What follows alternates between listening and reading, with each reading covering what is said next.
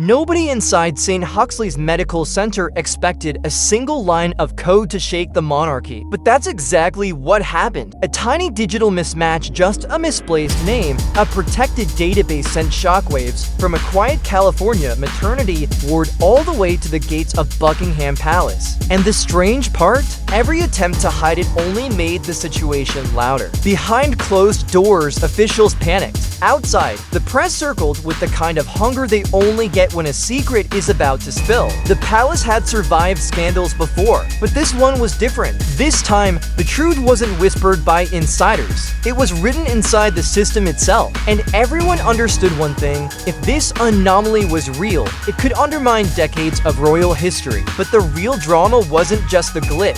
It was how the monarchy reacted to it. It started with a routine audit, something staff had done 100 times. But this time, the system registered a conflict. A single newborn's record had an unusual annotation, a physician's name no one recognized. The maternity wing that supposedly handled the birth was flagged as restricted access, and the timestamp, it didn't match any known shifts. On its own, nothing seemed alarming, but stacked together, the inconsistencies felt intentional. The hospital's IT team tried to manually correct the glitch, but every update triggered another conflict. It was as if the system itself was refusing to erase whatever had been entered. And when a staff member leaked the existence of the anomaly without sharing details, online speculation exploded. Whispers started around the palace almost immediately. Their refusal to comment only made the story feel more dangerous. Suddenly, this wasn't just a digital hiccup. It felt like someone had planted a breadcrumb trail in plain sight. What no one expected was how quickly the story would spiral once the press realized the palace was scrambling behind the scenes. The timing couldn't have been worse. The monarchy was already wobbling under the weight of ongoing controversies. Prince Andrew's shadow still lingered over the family, and King Charles' declining health made every public appearance feel uncertain. For months, rumors circulated about who was truly calling the shots inside the palace. William had stepped into more responsibilities than he ever anticipated. Decisions quietly shifted from Charles' desk to William's schedule. Even foreign diplomats had begun requesting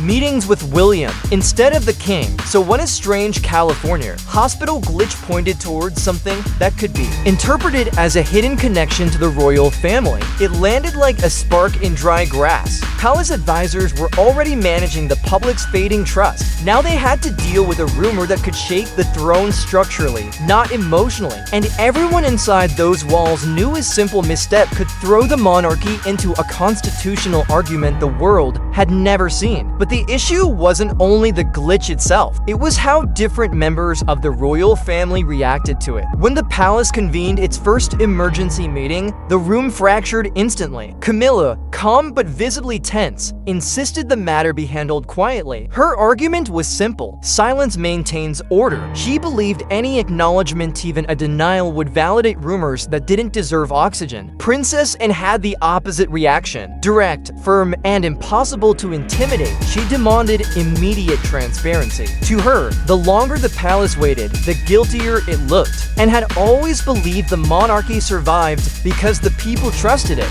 and delaying answers would only erode that trust. Catherine wasn't focused on optics or protocol. She was focused on the emotional fallout. The children, the families, the storm this could unleash on people who had nothing to do with the glitch. She was the steadying force in the room, reminding everyone that behind titles were humans and children who would eventually read headlines about themselves. But the final decision rested on William, and the pressure on him was unlike anything he'd ever faced. Every voice in the room represented a different future for the monarchy. He understood that whatever he chose could define his reign even before he officially had one. Yet while the palace argued internally, the outside world erupted even faster. Across the ocean, Harry and Meghan woke to chaos. Their phones buzzed non-stop messages from staff, lawyers, PR advisors, and friends. Every person asked the same question: did you see what's happening in the UK? They hadn't, not yet. But when they saw the trending topics, their reaction was immediate, a mix of disbelief, anger, and fear. They thought they had finally stepped away from the royal battlefield. But this glitch dragged them right back into it.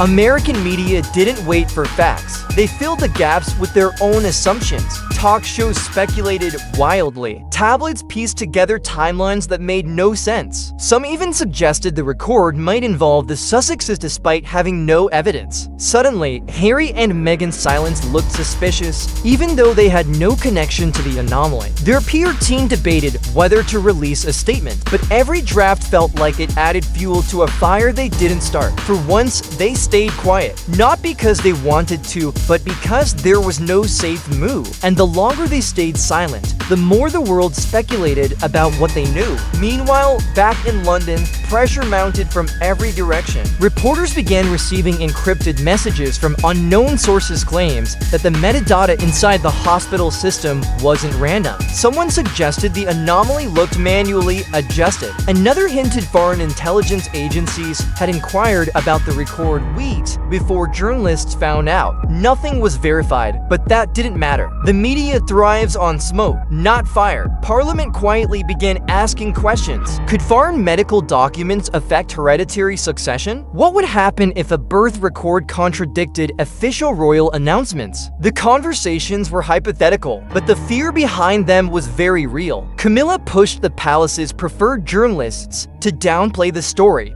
She wanted calm, not chaos. But even friendly outlets refused to suppress a story spreading this fast. It was out of their hands. The press interpreted the palace's silence as confirmation something was being hidden. And once the media believes you're hiding something, they never stop digging. The clock was ticking and William knew it. William scheduled a private meeting with Catherine and Camilla. No advisors, no leaks. Just the four of them, sitting around a table with more weight on their shoulders than any royal generation before them, and was the first to speak. She insisted the monarchy couldn't survive future scandals if it kept relying on secrecy. Catherine agreed, but for different reasons. She believed transparency was the only way to keep the narrative from destroying innocent people. She didn't care about protecting titles, she cared about protecting children from future chaos. Camilla, however, reminded them that transparency can sometimes be more dangerous than silence. Once the public knows a door exists, they demand to open every door behind it. And William, he listened, but the decision was already forming in his mind. He understood that the monarchy couldn't survive another era of withholding information. They were no longer living in a world where never complain,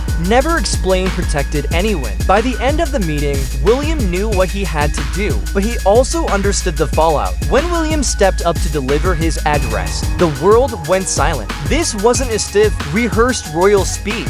His tone was sharp, calm, controlled, and unmistakably modern. He didn't accuse anyone. He didn't defend anything. But he made one thing clear. The monarchy would not let misinformation rewrite its history. He acknowledged the anomaly. He acknowledged the concern. And he vowed full cooperation with investigators. He didn't offer details, but his confidence was enough to shift public perception. The UK praised his honesty. American commentators said it felt like damage control. Meghan and Harry, hearing their names indirectly tied to the narrative again, reportedly felt blindsided. Camilla was frustrated that William deviated from the old royal playbook.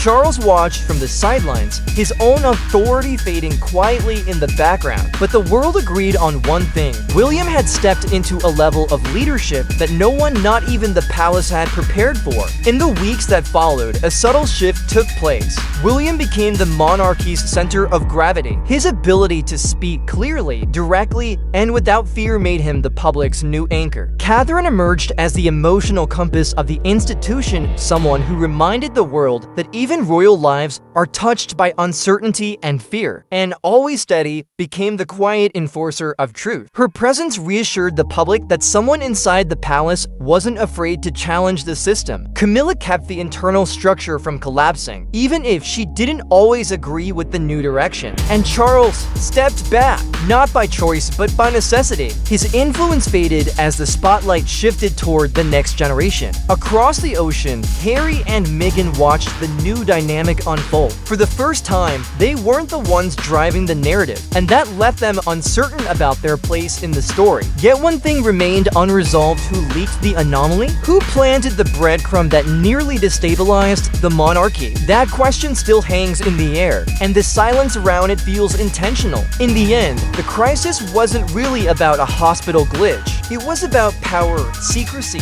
and the fragile foundation beneath one of the world's oldest institutions. A single digital anomaly exposed more about the monarchy's internal fractures than any scandal in recent memory. It showed who stepped up, who stepped back, and who the world now trusts to guide the future of the crown. But the mystery isn't over. Someone created that anomaly, someone wanted it found, and someone somewhere still knows the truth. The real question isn't whether the monarchy survived the storm, it's whether this was only the beginning.